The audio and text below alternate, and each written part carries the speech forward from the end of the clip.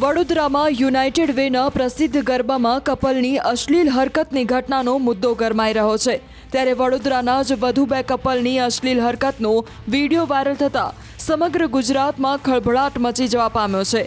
તાજેતરમાં NRI couple દ્વારા leap લોક કરવામાં આવ્યા બાદ બીજો વિડીયો સામે આવ્યો છે, જેમાં જોઈ શકાય છે કે વિલ્સન સોલંકી નામનો શખ્સ પોતાના પત્ની સાથે જાહેરમાં અશ્લીલ હરકત કરતો જણાઈ રહ્યો હોવાનો દાવો કરવામાં આવ્યો છે। આ શખ્સ પૂર્વ ભાજપ કાર્યકર હોવાનું પ્રાથમિક તપાસમાં ખુલવા પામ્યું છે। સાથે જ તે સગીરા પર દુષ્કર્મનો આરોપી હોવાનો પણ ખુલાસો થયો છે। વાયરલ થઈ રહેલા વિડીયોના દાવા પ્રમાણે વિલ્સન પોતાની પત્નીને ગાલ પર ચુંબન કરી રહ્યો છે। આ ઘટનાને પગલે લોક સાહિત્યકાર રાજભા ગઢવીએ પ્રતિક્રિયા આપી હતી। પૃથ્વીનો આખો ગોળો ખાલી ભારત નહીં આખા વિશ્વનું માં કલ્યાણ કરજે, હરીભરી વાડી રાખજે બધાયની એવી લોકો ભક્તિમાં પ્રાર્થના કરે અને બધાય ફલે ફૂલે અને જગદંબા બ્રહ્માંડ ભાંડોદરીની હારે ક્ષણે ક્ષણમાં અને કણે કણમાં માં દેખાય। નમો બ્રહ્મ શક્તિ મહાવિશ્વ માયા, નમો ધારની કોટી બ્રહ્માંડ કાયા, નમો વેદ વેદાંત મેં શેષબરની, નમો રાજકા રંગ પે સત્ર ધરની એવી જગદંબા દેખાય। એવો આપણો આ ઉજળો પર્વ, હજારો વર્ષથી ચાલતો આવતો પર્વ આજે લોકો 50%ની આસપાસ લોકો ડિપ્રેશનમાં અડધા ગાંડા થઈ ગયા છે। એનું કારણ મનને સ્થિર નથી, માની ઉપાસના નથી। આપણી ઉપાસના એ હતી મન નું શુદ્ધિકરણ થતું હતું। મનનું શુદ્ધિકરણ હોય તો શરીરનું શુદ્ધિકરણ રહીએ, એ બધું ભૂલી અને ગાંડાની જેમ જનાવર બનતા જાય છે। ઘણા સંસ્કારી નગરીઓમાં ન બનવાની ઘટના બને છે। નામ સંસ્કારી નગરી હોય, સંસ્કારી નગરી એટલે કોઈ પથ્થર ખડકવાથી, મોંઘી ગાડીઓ ઢગલા કરવાથી, મોટા મોટા બાગ બગીચા બની જવાથી, મોટા મોટા માણસો રહેવાથી સંસ્કારી નગરી નથી થતી। સંસ્કારી નગરી એને કહેવાય જ્યાં સંસ્કારી માણસો રહીએ, સારા માણસો રહીએ, જગતનું કલ્યાણ ઈચ્છે એવા રહીએ। અને આપણી સભ્યતા લાખો નહીં કરોડો લોકોએ હાડ હોમી દીધા, લોહી રેડી દીધા જે સભ્યતા માટે અને માથા આપી દીધા ધર્મ માટે। ન્યા અશ્લીલતા એક બેન દીકરીના અંગને જોવાની કોઈ આશા કરે તો આખું કુટુંબના કુટુંબ કપાઈ જાય, ગઢના ગઢ કપાઈ જાય। એને બદલે અત્યારે સામેથી અંગ પ્રદર્શન કરવા ન કરવાના કરવા અને એમાં નામ પાછું પરમિશન લેવા જાય ને નવરાત્રી કે ગરબા માની ઉપાસનાની પરમાસમાં ડાન્સની પરમિશન કરીને કરો ને તમારે બીજે હાથે તમારે ઘરે કરો। એટલે આવી ઘટનાઓ બને છે, એ ન બનવી જોઈએ। ડાયા માણસો જાગે, ધર્મગુરુઓ, જુદી જુદી સંસ્થાઓના જે સંસ્કારના કામ કરે છે એ સાહિત્યકારો, કવિઓ, સંતો અને સત્તા આ બધાય મળી અને આપણે આના માટે કંઈક કરવું જશે। આમાં એવી વાત આવે છે કાયદો નથી આના માટે, જે ન બનવાની ઘટનાઓ બને છે, ગરબાના ગ્રાઉન્ડમાં અશ્લીલતા ફેલાવે છે, કાયદો તો હોય ને ન હોય તો પછી કોઈને લઈ આવવો પડે। આવું પણ કરવું પડે, હાવ આવું કરે તો એને તતડાવી બાવડા ચાલીને ઘર ભેળા કરી દેવાય। પણ મારું કહેવાનું હોય છે કે આપણે આપણા સંસ્કારને જાળવીએ। આપણી પાસે ઘણું બધું હતું, ઘણું આપણે ગુમાવ્યું, હજી આપણી પાસે ઘણું છે।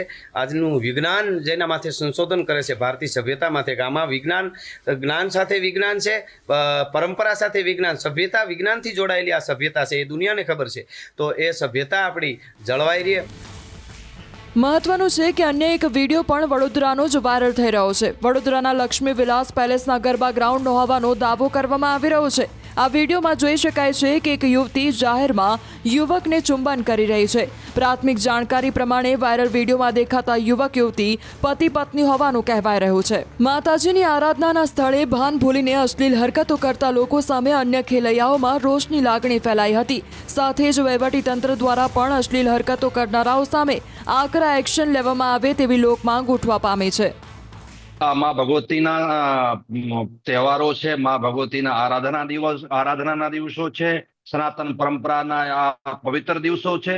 અને આ પવિત્ર દિવસોને અંદર અમુક ધંધાદારીઓ જે પોતાને ધંધેને લઈ અને સનાતન ધર્મને અને સનાતન પરંપરાને જો બદનામ કરવાનો પ્રયાસ કરે છે, એ ચોક્કસ નિંદનીય છે। ને જે પણ લોકો છે આવા લોકોને ચિહ્નિત કરીને એ લોકો વિરુદ્ધ સખ્ત કાર્યવાહી થવી જરૂરી છે। સાથે સાથે એ પણ આપના માધ્યમથી હું કહેવા માંગુ છું કે પ્રશાસનને ક્યાં તકલીફ પડે છે, પ્રશાસન ક્યાં બંધાયેલો છે। આ લોકો જ્યારે નવરાત્રીની પરમિશન લેતા હોય છે તો એમાં શું એવો કહે છે કે અમે દાંડિયા માતાજીના ગરબા નહીં, ત્યાં ફિલ્મી ગીતો વાગશે અથવા તો અશ્લીલ ડાન્સ ત્યાં થશે, એવો હોય છે? અને અગર એવો નથી હોતો તો નવરાત્રીને નામે પરમિશન લે છે તો ત્યાં નવરાત્રી થવી જોઈએ।